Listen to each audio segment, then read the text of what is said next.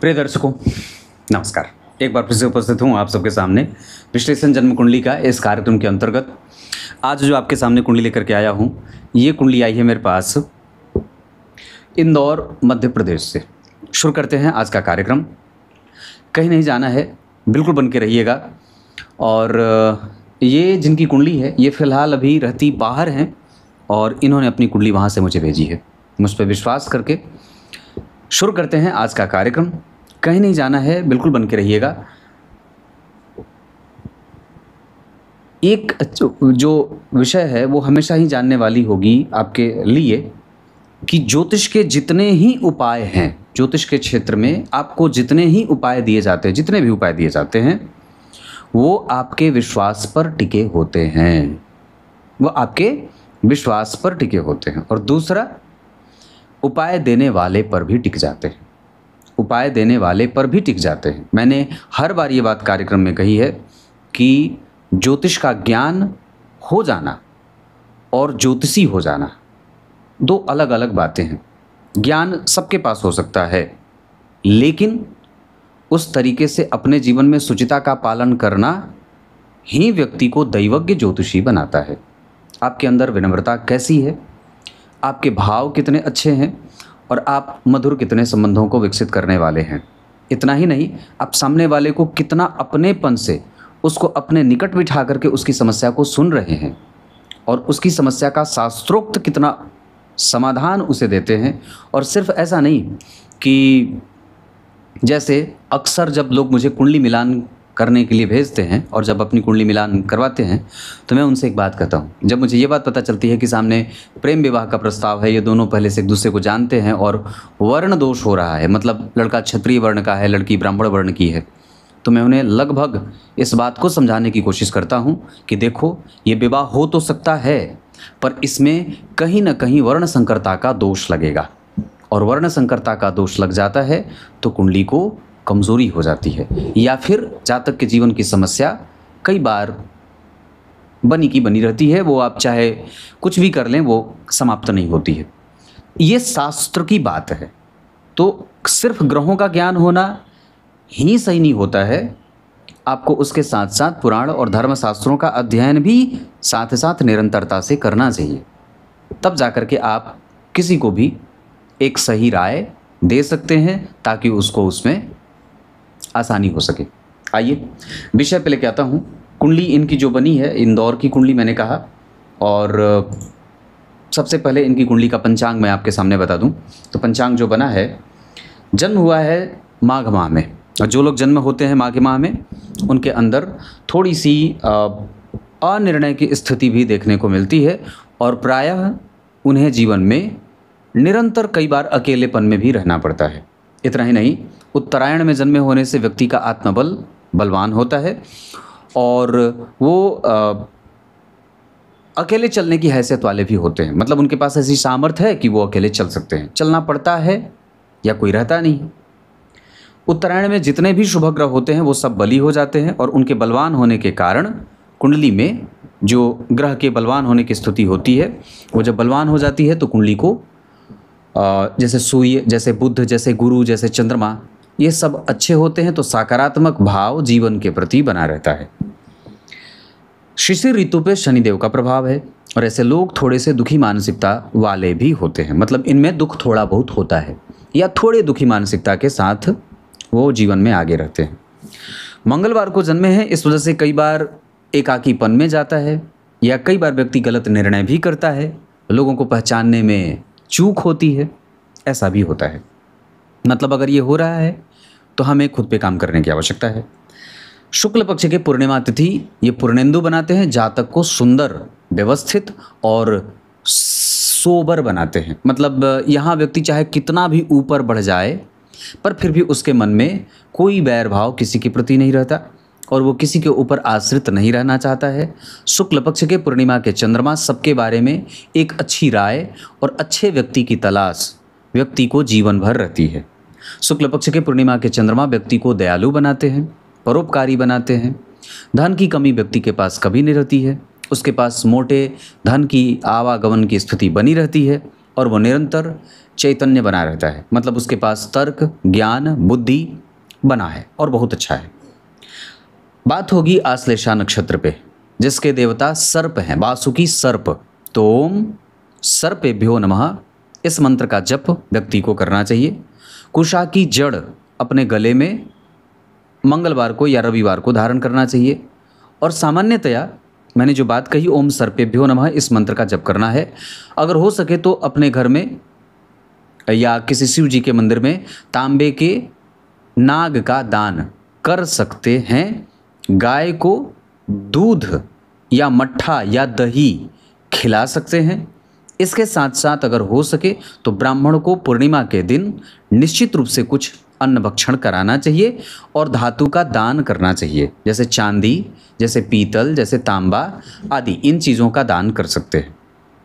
आश्लेषा नक्षत्र में जो लोग जन्मे होते हैं उनके स्वास्थ्य में कोई न कोई परेशानी बचपन से ही छोटी मोटी बनी रहती है। और चूंकि ये पुष्य नक्षत्र के बाद का नक्षत्र होता है, आश्लेषा के कौन से चरण में है इनका जन्म, तो आश्लेषा के पहले चरण में है। अब इसको मैं एक बात बढ़िया बता दूं, तो आश्लेषा नक्षत्र के पहले चरण में जन्मे जातक और जातिकाओं को मूल संज्ञक नक्षत्र का दोष नहीं लगता है। मतलब अगर यही आश्लेषा नक्षत्र का दूसरा चरण होता या तीसरा चौथा होता चरण तो ये दोषयुक्त हो जाता। पर जीवन में जो एक स्वावलंबी होने का भाव आया है, जो धन धर्म से व्यक्ति संपन्न हुआ है, जो दानशीलता है, वो इसी आश्लेषा नक्षत्र के पहले चरण के कारण है। और चूंकि ये बलवान है पहला चरण, इस वजह से मैं इसे कमज़ोर बिल्कुल भी नहीं कहूँगा और इसे ऐसा खराब कहते भी नहीं है, ये ठीक है। यहाँ आपको आश्लेषा नक्षत्र के बाकी के अन्य 3 चरणों में जन्मे होने का जो दोष लगता है वो यहाँ आपको नहीं लगेगा। पर हाँ, सामान्यतया मानसिक तनाव व्यक्ति के जीवन में रहता है। इतना ही नहीं, अनिर्णय की स्थिति भी बनी रहती है, वो मैं आगे बताऊंगा। और कैसे उसके जीवन में एक लोगों का वैर भाव झेलना पड़ता है ये भी मैं आगे बताऊंगा। फिलहाल आगे बढ़ते हैं। सौभाग्य योग में जन्मे होने से व्यक्ति सौभाग्यशाली होता है और यहाँ पे अच्छी बात है कि व्यक्ति भाग्यशाली है और उसको निरंतर भाग्य का लाभ मिलता रहता है। ब्राह्मण वर्ण और राक्षस गण के कारण कई बार व्यक्ति एकांत रहता है या विवाह को एक पक्षीय चलाना पड़ता है। मतलब पति जो होगा वो उतना प्रेम देने वाला नहीं होगा, या कई बार ऐसी स्थिति में व्यक्ति को अकेलेपन में रहना पड़ता है या रहना हो जाता है। पर ब्राह्मण वर्ण के कारण व्यक्ति में शुद्धता है, सात्विकता है, अंतःकरण बड़ा साफ है और अकर्मण्यता नहीं है, मुंहफट होता है, बहुत ज़्यादा सोच विचार नहीं करता और स्पष्ट मानसिकता का होता है। ये राक्षस गण के कारण है। तो ये आपकी कुंडली का पंचांग है, जिसमें सबसे अच्छी बात है कि आपकी कुंडली के जो चंद्रमा हैं वो अच्छे बने हैं, जो आपको आपकी लगभग सुरक्षा कर रहे हैं।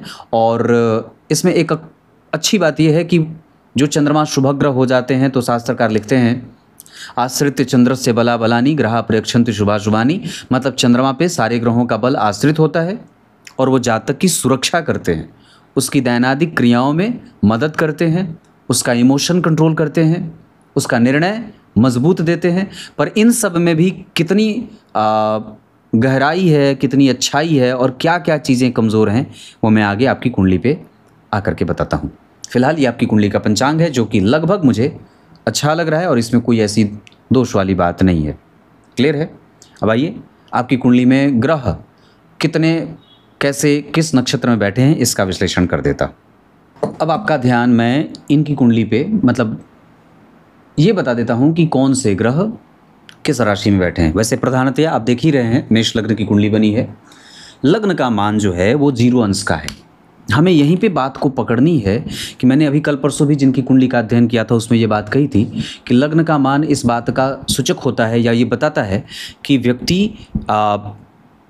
कितना अनिर्णय की स्थिति में जाता है, कितनी जल्दबाजी में है, सफोकेट कितनी जल्दी हो रहा है, घबरा कितनी जल्दी रहा है और निर्णय उसके कितने बदल रहे हैं, परिवर्तनशील है।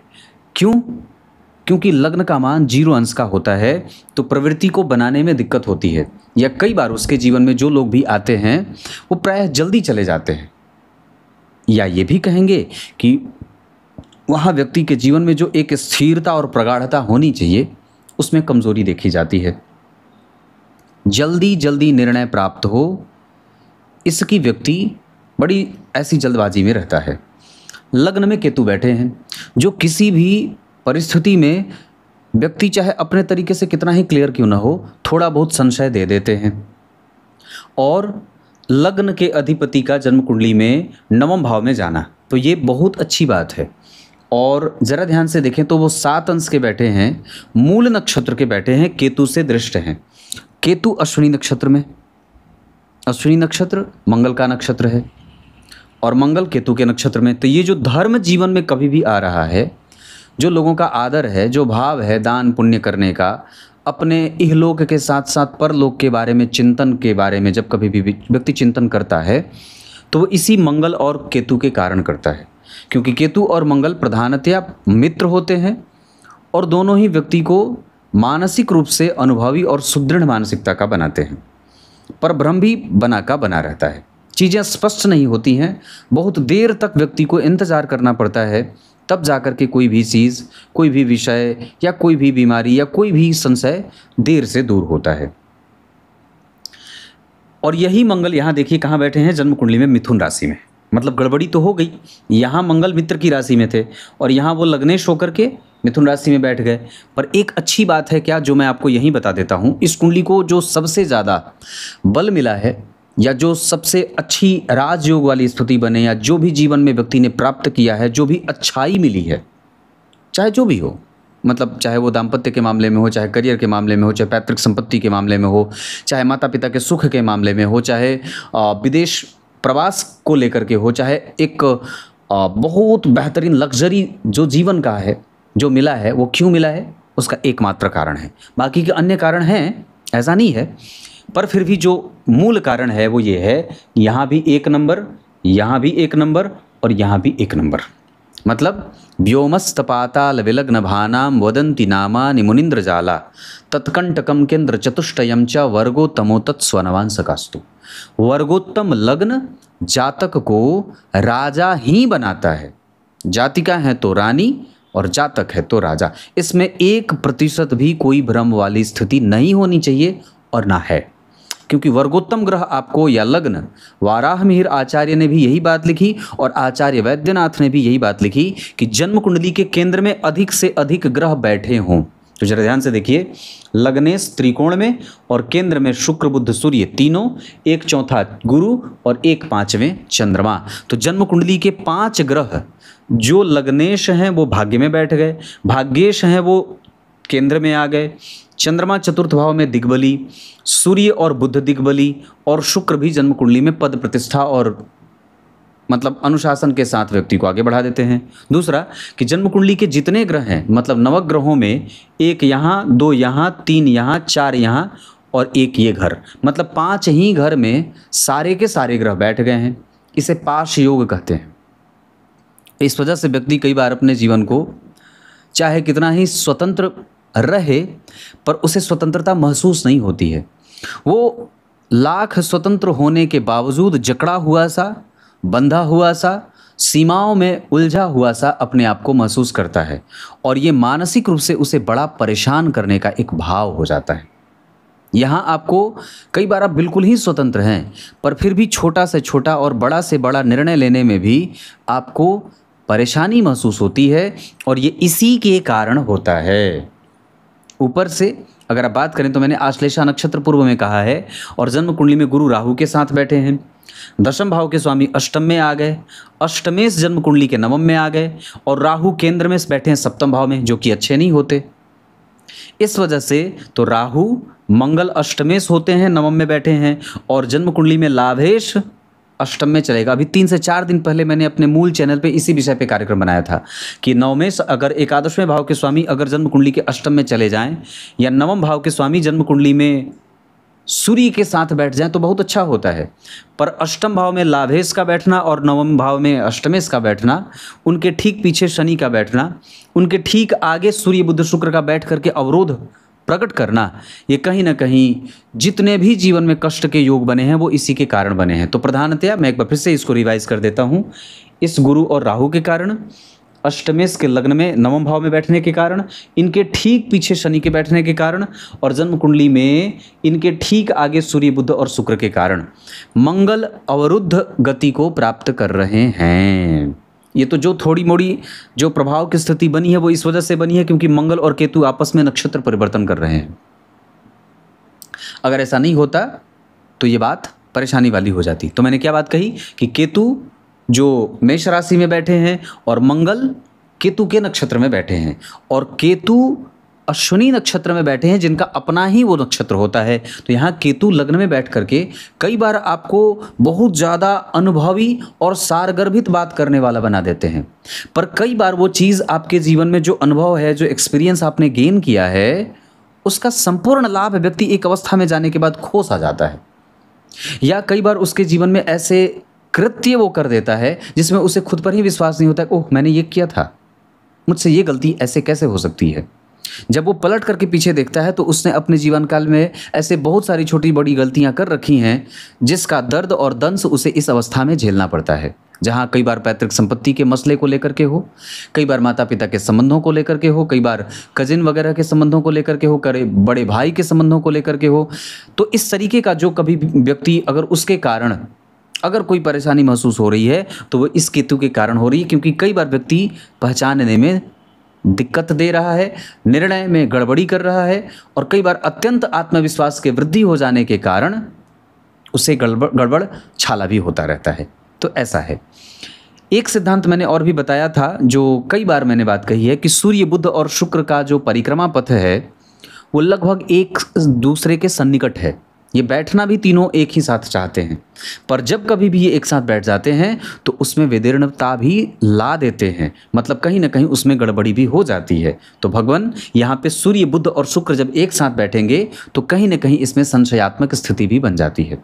या मैं ये भी कहूँगा कि कई बार व्यक्ति को जो ग्रोथ सामाजिक होनी चाहिए, या जितनी सामाजिकता, जितनी प्रगल्भता, जितनी प्रचुरता, जितना एक ऑरा होता है जो वो मिलना चाहिए, उसमें कहीं ना कहीं एक भेद सा पैदा हो जाता है। उसके कारण व्यक्ति के जीवन में कहीं ना कहीं जो आत्मविश्वास है, जो एक बेहतरीन सुख है, उसमें गड़बड़ी हो जाती है। यहाँ कई बार दाम्पत्य में अकेलापन, या विवाह न हो, या विवाह हो भी तो गड़बड़ी हो, इस तरीके की समस्या देखने को मिलती है। मतलब इसमें कौन जिम्मेदार है? तो इसमें जिम्मेदार सूर्य, बुध और शुक्र हो रहे हैं।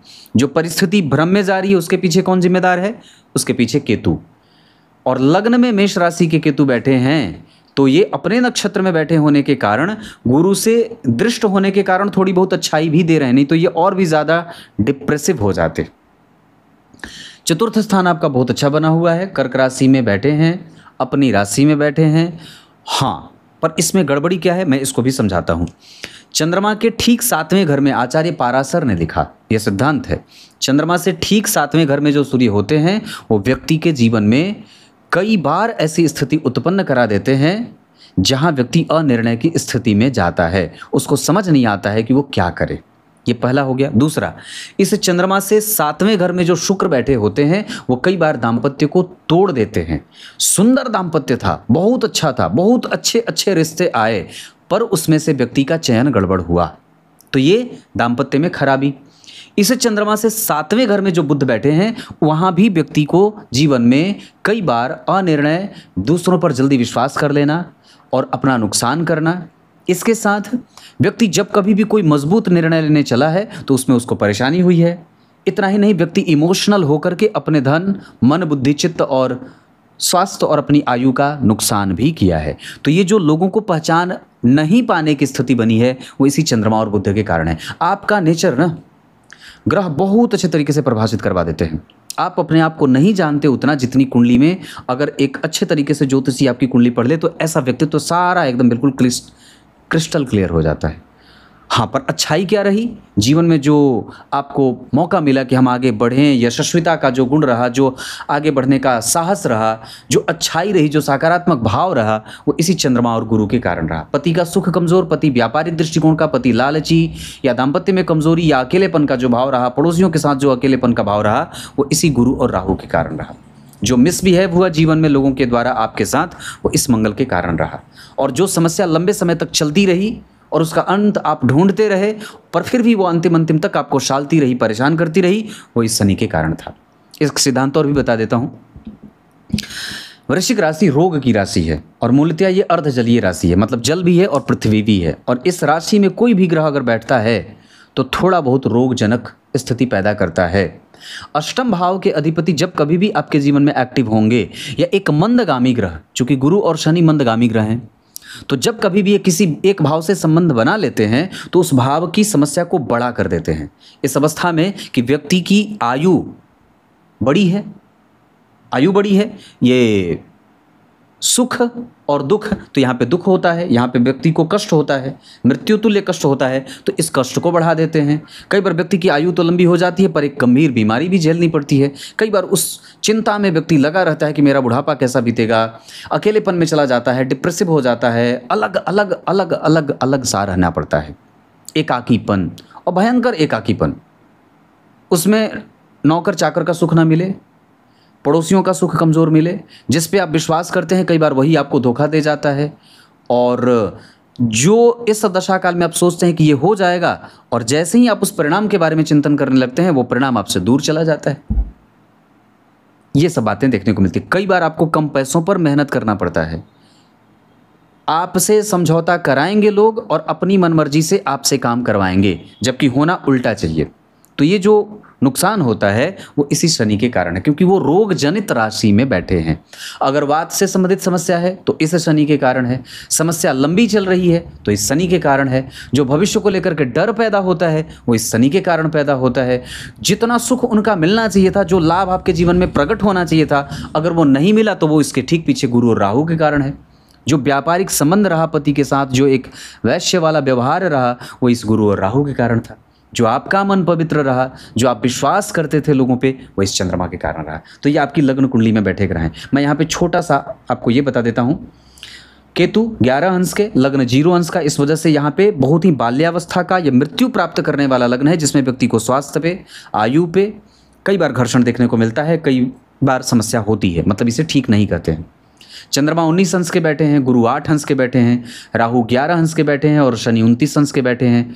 यहाँ एक अच्छी बात है, चूंकि शनि वृद्ध ग्रह होते हैं, अवस्था में शनि वृद्ध होते हैं, और अगर ग्रह 29 अंश का बैठा है तो काफ़ी हद तक ये ठीक भी हो जाता है। तो जो आपके अंदर ज्योतिष को समझने का गुण था, जो धर्मशास्त्रों के प्रति जो रुचि पैदा होती थी, जो परोपकार था, जो दया है, जो वाणी गंभीर है, जो कई बार कर्कशता होती है, जो अनुशासन है, वो इसी 29 अंश के शनि के कारण है। ऊपर से शनि ज्येष्ठा नक्षत्र में बैठे हैं, ये उसमें और भी ज़्यादा अनुभव जोड़ देते हैं। मंगल 7 अंश के मूल नक्षत्र में, बुध 3 अंश के उत्तराषाढ़ा में, शुक्र 11 अंश 21 कला के श्रवण नक्षत्र में और सूर्य 21 अंश के श्रवण नक्षत्र में। अब मैं इन्हीं ग्रहों का इन नक्षत्रों में बैठे होने का फल बता देता हूँ। अब यहाँ से आगे बढ़ते हैं और आपकी कुंडली के एक एक ग्रहों को ये समझा देता हूँ कि लग्न में जो ग्रह बैठे हैं वो किस नक्षत्र में बैठे हैं तो उनका क्या असर होगा। सूर्य श्रवण नक्षत्र में बैठे हैं और चंद्रमा आश्लेषा में, दोनों एक दूसरे के आमने सामने हैं। तो मैंने क्या बात कही कि व्यक्ति के अंदर जो इमोशनली अच्छाई है वो इसी सूर्य के कारण है, और इस सूर्य के आश्लेष श्रवण नक्षत्र में बैठने के कारण व्यक्ति कई बार लोगों के द्वारा इस्तेमाल भी किया गया है, और व्यक्ति के अंदर के जो हृदय की अच्छाई है वो इसी सूर्य के श्रवण नक्षत्र के कारण है। यहाँ व्यक्ति कलाओं को समझने वाला होता है, थोड़ा बहुत प्रभाव उसकी कुंडली में गणना के कारण आ जाता है, गणना करने वाला, और किसी को अच्छी राय देने वाला, एक समुचित सही राय देने वाला गुण दे देता है। चंद्रमा आश्लेषा में व्यक्ति को कोई ना कोई बीमारी, मानसिक रोगी, या कई बार नींद अच्छी ना आना, लगातार चिंताओं में रहना, या बेवजह की बातों पे अपना धन और अपनी ऊर्जा नष्ट करना, ऐसा बना देते हैं।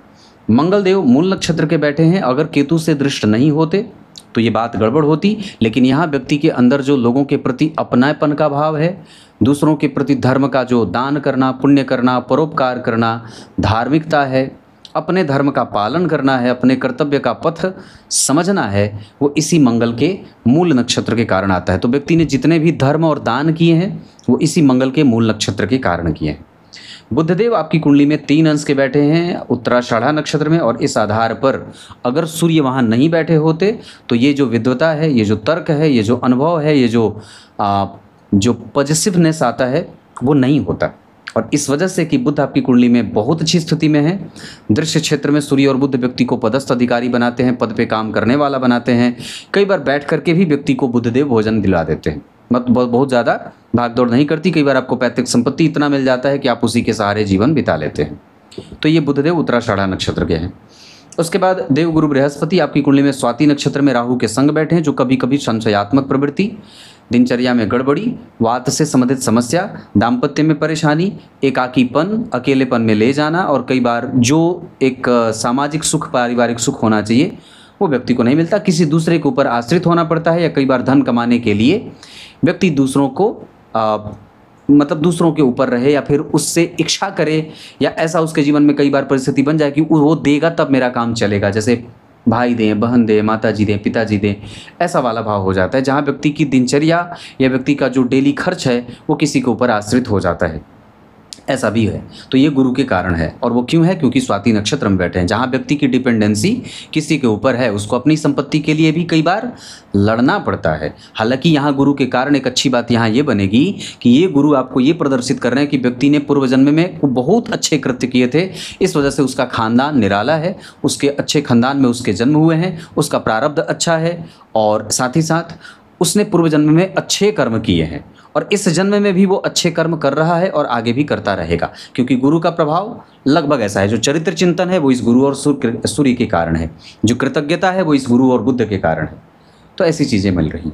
उसके बाद शुक्रदेव श्रवण नक्षत्र में बैठे हैं, जो व्यक्ति को बहुत ज़्यादा विचारने वाला नहीं बनाते। शुक्र जब कभी भी दशा में आएंगे तो अपने नक्षत्र के, जिस नक्षत्र में बैठे उस नक्षत्र के कारण दाम्पत्य में कमजोरी देंगे, अनिर्णय की स्थिति में ले जाएंगे, और व्यक्ति अच्छा होता जाता है और उसी अच्छाई का लोग लाभ उठाते हैं। शुक्र के बाद शनिदेव आपकी कुंडली में ज्येष्ठा नक्षत्र के बैठे हैं, जो आपकी समस्या को कई बार बड़ा कर रहे हैं, चिंतन करने को कह रहे हैं, और कई बार आपसे ये कहते हैं कि लोगों को पहचानिए, उसके बाद उस पर निवेश करिए। यहाँ वाणी को कठोर करने से और कई बार बहुत ज़्यादा अनुशासित होने से, बहुत ज़्यादा आपका अनुशासन किसी दूसरे के लिए सरदर्द न बन जाए, ऐसा इशारा करते हैं। राहु आपकी कुंडली के सप्तम भाव में मारक बन रहे हैं। मेष लग्न की कुंडली में 12वें भाव के स्वामी हैं देवगुरु बृहस्पति, सप्तम में राहु के संग बैठे हैं। उनके ऊपर किसी भी शुभ ग्रह की कोई दृष्टि नहीं है, इस वजह से यहाँ पे गुरु और राहु दोनों सप्तम भाव में बैठने के कारण मारक बन रहे हैं। तो मतलब हमें इनकी दशाओं में सावधानी की विशेष आवश्यकता होगी, और जब कभी भी ये दशा में एक्टिव होंगे, जैसे राहु और गुरु एक साथ जैसे कि भी चल भी रहा है, तो हमें इनकी दशा बीतने तक अपने स्वास्थ्य का, अपने धन का, अपनी चिंताओं का, अपनी संपत्ति का और अपनी आसपास के पड़ोस के साथ लोगों के संबंधों का बहुत ही ज़्यादा ध्यान देने की आवश्यकता होगी। जैसे ये बीतेंगे तो फिर थोड़ा बहुत स्वास्थ्य से संबंधित समस्या होगी, जो राहु में शनि आएंगे उस समय कुछ अच्छे फल, धन और वैभव के मामले में कुछ रुके हुए काम शनि बनाने वाले बन रहे हैं, लेकिन आपको स्टेटस मेंटेन करना होगा, अपने मेहनत को बना करके रखना होगा, तब जाकर यह काम आपके पक्ष में आएगा। परिणाम की चिंता बहुत ज़्यादा नहीं करनी है। अपनी वाणी, अपने व्यवहार को और भी ज़्यादा विनय संपन्न बना लेने की आवश्यकता है, और बहुत ज़्यादा जल्दी किसी पे विश्वास करने से बचने की आवश्यकता है। तो ये आपकी कुंडली के बाकी सारे ग्रह हो गए। और जो केतु बैठे हैं वो मैंने आपको बताया, वो भ्रम में ले जा रहे हैं, और कई बार छोटे मोटे घाव, फोड़ा फुंसी, कान का बहना, आँखों की समस्या, और पेट में मवाद हो जाए, अल्सर हो जाए, पेट की समस्या हो जाए, ऐसी चीज़ें देते हैं। हमें उसका भी ध्यान रखना होगा। मतलब पेट में कई बार चीरफाड़ होती है या कई बार ऑपरेशन से गुजरना पड़ता है, ऐसी चीज़ें दिखाई दे रही हैं। तो ये आपकी कुंडली में मैंने लग्न स्पष्ट या लग्न की कुंडली के बारे में आपसे चर्चा की। अब आगे आपकी कुंडली पे नवांश चक्र पे आपका ध्यान लाता हूँ और दशमांश चक्र पे आपका ध्यान लेके आता हूँ।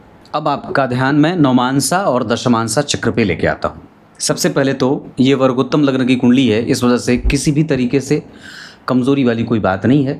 अंततः गत्वा व्यक्ति विजय श्री को प्राप्त करता है, और कोई भी लड़ाई उसकी वो हारता नहीं है।